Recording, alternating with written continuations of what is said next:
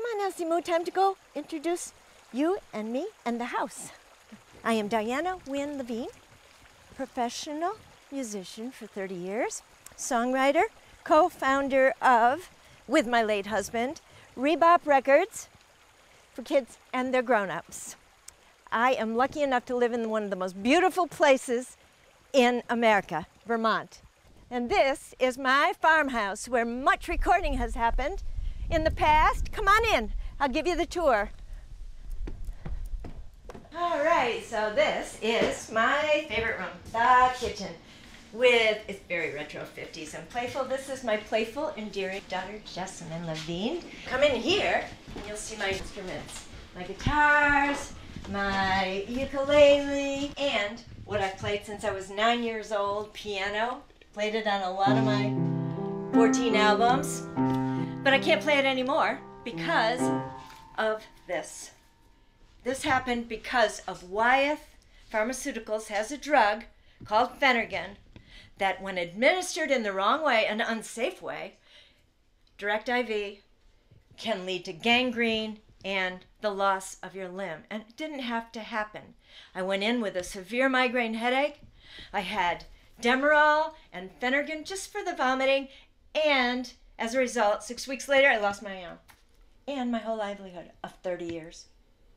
I mean, one of the things that actually was healing or helpful was to see things with humor or create rituals or altars or whatever that were symbolic of the horribleness that what we were going to. So if you go in my little cabinet, you see how sad I was. Yeah, see, there's my hand and my guitar, and it was bungled, and there's the Queen, and she's very sad. So I just had to fess up to how drastically destroyed I was.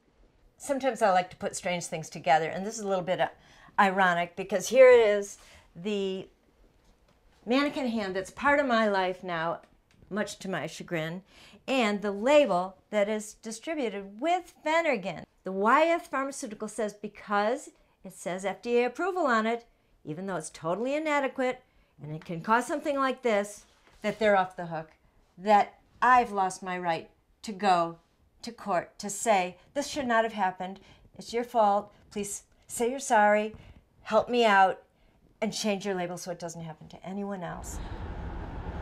You know, I have to drive by the health clinic where this happened 8 years ago a lot, and it's even hard for me to look at it for some reason, just the trauma of the fact that that's where that was the beginning of the end for my hand. In 8 years, I have not had a personal conversation with the doctor who was in charge of the health clinic when this happened. How are you? I'm doing all right. This is a huge deal for me. I can imagine. This is the first time I've been here. First time I've really had a conversation with him. Okay? So I'm nervous. Hi. This is Dr. Matthews. He's the head of the health clinic here and was my main doctor right up until this happened, basically. Diana came in with a very bad migraine that had not responded to treatment early in the day or had responded and then recurred. And she received an injection of Phenergan in a vein, but it's clear that the medication got out of that vein and got into her circulation. And she ended up with an amputation of her arm below the elbow. Well, here, under no circumstances should Phenergan be given by intra-arterial injection due to the likelihood of severe arteriospasm and the possibility of resultant gangrene. You saw that. You knew about that. Sure. And why did that language not work for you? Well, we had no intention of being in your artery. Exactly. And the fact that the drug could seep out of a vein and bathe an artery is inadequately warned. Yes. At the least. Yeah.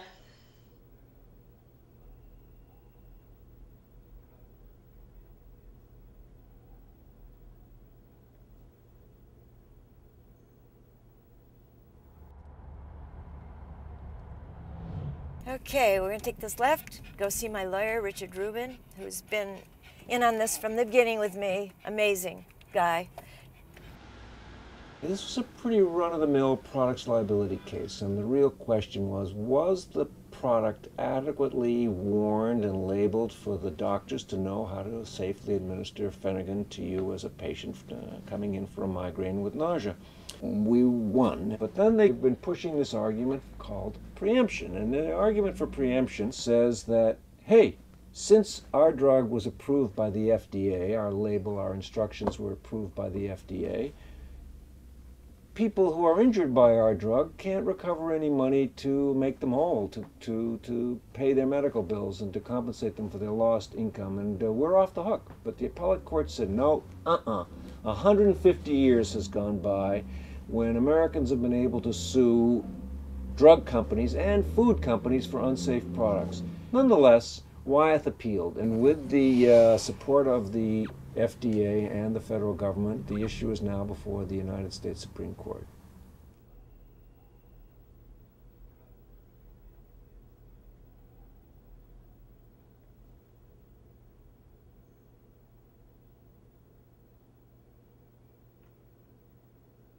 Current preemption policy is nothing novel or radical, but a dynamic response to an increasingly litigious environment that undermines the effectiveness of the long-established FDA regulatory system. When the regulated company is in compliance with all key federal requirements, allowing state judges and juries to second-guess FDA experts and scientific advisory panels adds instability, not protection, to a system the nation relies upon for vital medical advances.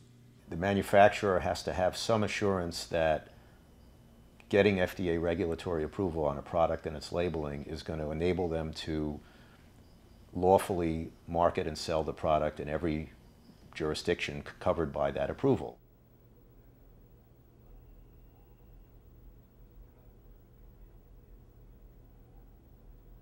There are real limits imposed by the limited resources the agency has available.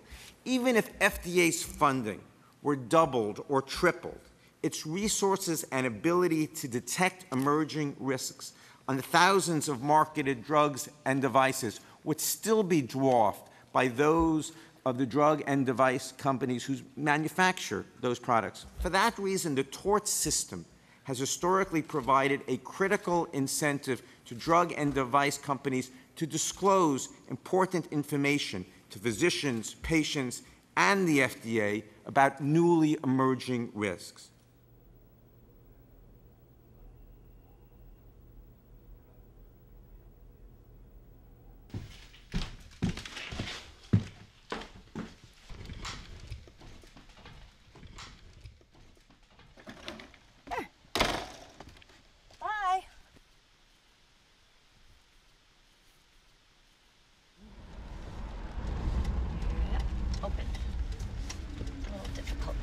With one hand. This is Rainbow Sweets, cafe and bakery. Been here for 33 years. This stuff is so good. Have you ever had this, Louis? This chicken probably stuff. have. Get some side. Diane, how's the case going? Case is going. I'm gonna. Good. They're hearing the case? November 3rd. Yep. So they already chosen and put it on the calendar? Oh yeah, that's why it's such a huge deal. That's why all of a sudden this little, musician from Vermont with one arm is...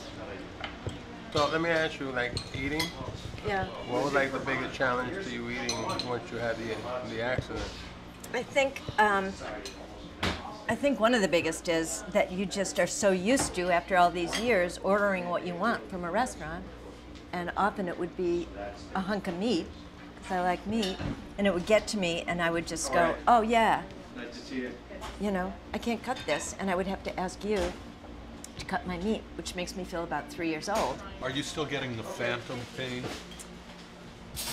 Yeah, that was one of the shocks, because I thought that was going to go away in a matter of a year or two, and it's just as bad as it ever was.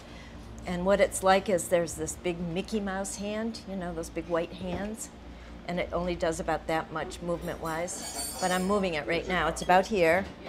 And this whole thing from about here to the hand that you can't see, the phantom hand, is pins and needle, like if you hit your funny bone and it's stuck. So that feeling you get when you hit your funny bone goes all the way down, not only in your limb, but in this hand that nobody else can see, but you have. It's called phantom hand. It's just there. So it's there all the time, She's really fighting for all our rights against the big corporations. So we're hoping Diane wins for all of us, really. We really hope she gets justice. I'm Henry Waxman. I'm chairman of the Oversight and Government Reform Committee. And we do a lot of investigations, trying to use our abilities to see what's going on in government agencies. This is our committee room that we're going to be entering. I held hearings in this committee room on the question of the preemption of state laws for harm that's caused by drugs and medical devices. Preemption of state laws is a radical change without Congress adopting it. When I held these hearings on the question of preemption, some of the testimony was pretty shocking. Our 12-day-old infants were mistakenly injected not once but twice over an 8-hour period with a massive overdose of 10,000 units of the anticoagulant drug heparin, which is 1,000 times the normal dose of 10 units of Heplock that our twins should have received.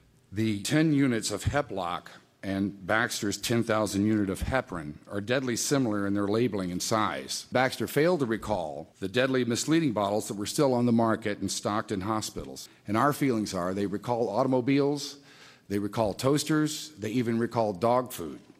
But Baxter failed to recall a medication that, due to its labeling, had already killed 3 infants and severely injured 3 others just a year earlier. Now, in our own case against Baxter, the company is relying on this very same argument before the Supreme Court, that when the FDA allowed Baxter's heparin onto the market, the FDA also immunized Baxter from any liability. So says Baxter, our case may not even be heard before a judge or a jury. Now, it's hard for me, Mr. Chairman, to imagine that this is what Congress intended when it passed the Food, Drug, and Cosmetic Act in 1938. Did Congress intend to give appointed bureaucrats in the FDA the right to protect a drug company from liability, even when that company cuts corners and jeopardizes public safety?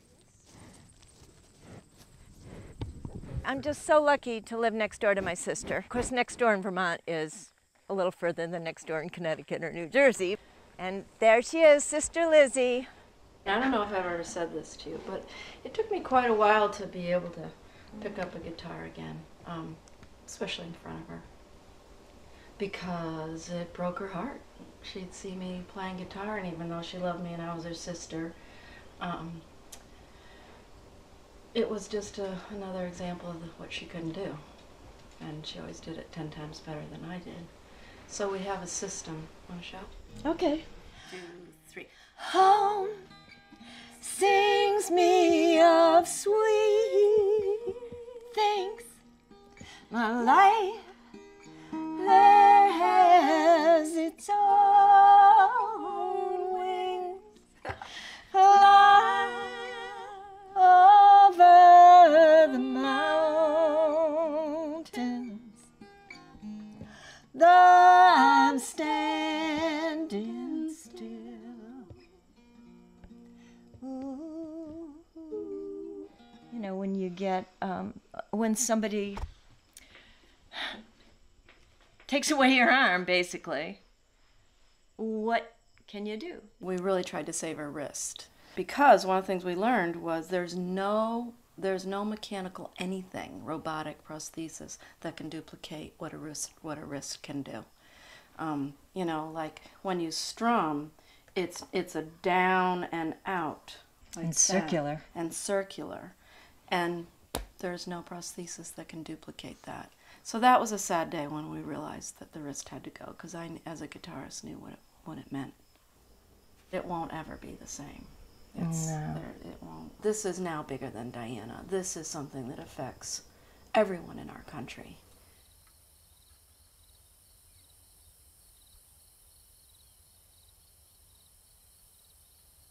I'm Don Hickey, and this is my beautiful wife, Jackie. We live in the middle of America, and I'm a retired pastor and grandfather. One night, not too long ago, I was getting ready to go to bed, and as I walked into the bedroom, this device that's implanted in my chest right here started to shock me, and I thought that I was going to die, and I cried to my wife, call 911 because I thought the only time this defibrillator was supposed to go off is when my heart had stopped and I was flatlining. Later on, we got notification that Medtronic had recalled the lead they had put in. It's scary because we don't know, from one day to the next what's going to happen. Dawn, I want to show you the letter that I got from Medtronic, which I refer to as the ha-ha letter, ha-ha, you can't touch us, where they notified me of their position and cited to me the case law on preemption, where they're telling us you don't have a claim against them. And the case they were telling me about has now been affirmed by the Supreme Court of the United States. So that will essentially kill your claim for the injury you received in January of 2007 when that device shocked you. It's an impossible situation with a company as big as Medtronic, who probably doesn't have too much feeling for the people that they don't even know that they're working with. Well, and please understand, this isn't just about medical devices. There's a case in the Supreme Court right now, the Levine case versus Wyeth, that would apply this same rule to all drugs that are approved by the FDA. And that can affect millions of people. And they'll be in the same boat with you, is that there won't be any remedy against the manufacturer. The courthouse door is shut. Doesn't sound too good, does it, Jerry? It seemed to me a counterintuitive achievement of the U.S. Chamber of Commerce and the many able lawyers who are litigating on its behalf to be able to stretch the idea of federal preemption beyond the things that everyone obviously agrees of state law clearly inconsistent with the federal law to prevent these inconsistent jury verdicts. That was a stretch, and I think many people were surprised actually that so many of the justices on the court have bought into this. This is my neighbor's barn, freshly done, and it is a wonderful performance space where we've all gathered tonight, my friends and I, to talk and eat and sing, and I'd like you to come and meet them. Hi, everybody. Hey. Hi, Diana. How you doing? Thank you for coming. I want to get everybody in here. I mean, everybody here has a different relationship to me, and rather than, introduce them, I just like them to start chiming in and, get some opinions from my supportive neighborhood. I play guitar, and when I have an inspiration, a musical inspiration, it goes right to the hand. That's where it goes first. And I feel something emotionally, and my hand plays a chord, and my hand does something on the guitar, my left hand. When you lose that ability, you lose part of your heart. You really do, because you lose the ability to express what's there. And I can't imagine the devastation. We're all proud of Diana for picking up the banner and leading in this really brave and important fight. But she continues to lose. What she has lost, the time that it takes for her, the time and energy that it takes to constantly be in battle, to constantly fight, is time away from her daughter. It's time away from her friends. It's time away from her art, her various arts. And it makes me so angry that this beautiful life has to be spent right now in a fight, and a fight that she didn't pick. So thank you so much for coming, and I would like to start with a song that I wrote that's sort of about getting through troubled times, a song called All I Got.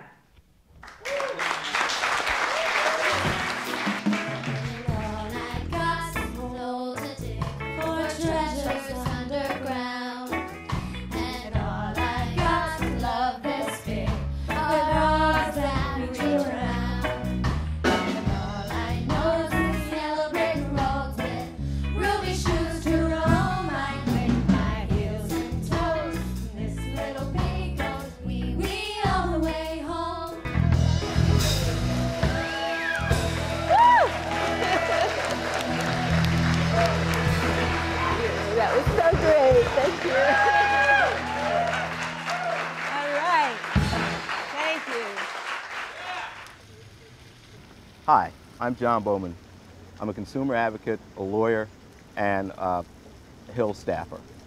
Where necessary, Congress needs to go back and explicitly state in those statutes that this statute was not designed to preempt state law.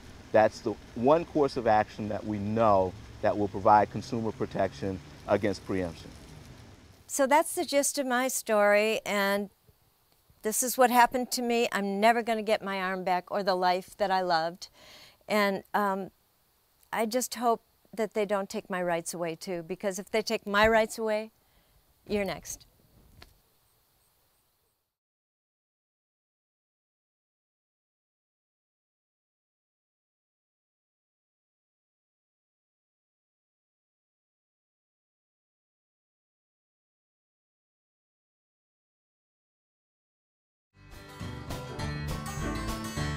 Everybody sing along. This land is your land. This land is my land. From California to the New York Island, and the redwood forest, to the ocean water.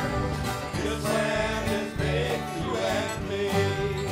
While all around me, the voice kept sounding.